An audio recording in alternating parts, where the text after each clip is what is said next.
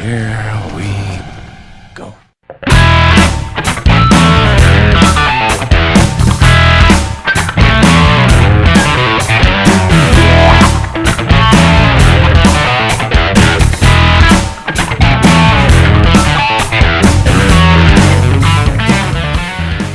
The Neon Demon is directed by Nicolas Winding Refn and stars Ella Fanning and is about a young model who, after moving to Los Angeles, her youth and innocence are questioned because a group of vain and conceited women who are jealous of her beauty and success. Now, I was actually really looking forward to this film because not only was I hearing a lot of, let's say interesting things, but I really know that this director can make a very good movie with drive, and most of the times he makes very good movies, most of the time. For example, Drive is a superb film. I think it's a really well-stylized blend of violence, music, and visual storytelling to turn a somewhat ordinary story into something absolutely incredible. And on the other hand, you have Only God Forgives, which I personally have not seen, but critics say that it's basically summed it up to what essentially is style over substance, which unfortunately is probably the category I would put the Neon Demon in. What are the positives I can say about this movie? Well, for starters, this is absolutely, without a doubt, not a question in my mind, the best looking movie I've seen all year.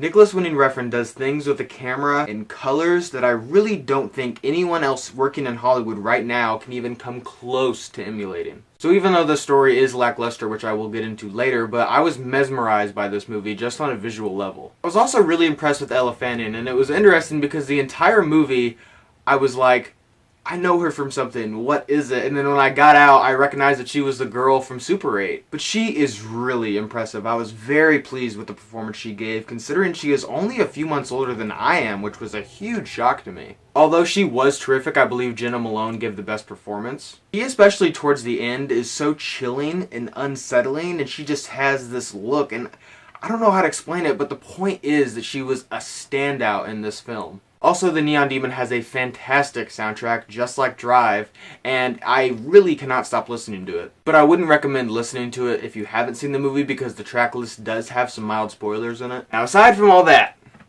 this movie's pretty average. The story was without a doubt the most average part of this film because it's just very flat. Not a lot happens until the third act, which,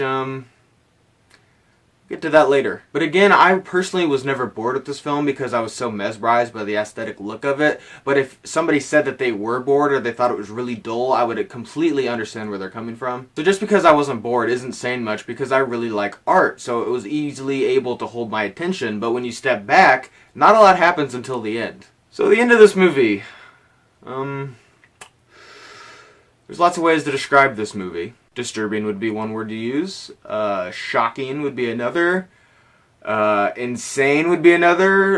Freaking out of its mind would be another. Fortunately, I can't get into much detail about the ending of this movie because it would spoil the rest of the film. But for me, the ending was worth the price of admission. Until the end of this film, the entire movie is just fine. It's perfectly fine aside from the aesthetic look of it.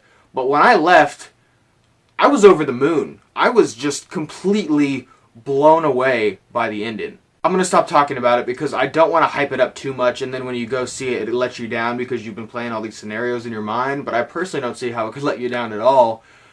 But don't watch any trailers. Just go see this movie. If you're interested in it and you like artsy looking movies and you like Drive, I would definitely check it out. Thank you guys for watching today. I hope you liked today's video. If you did, click the link down below and subscribe to my channel to see more movie reviews and movie related things. And guys, thank you so much for watching and see you next time.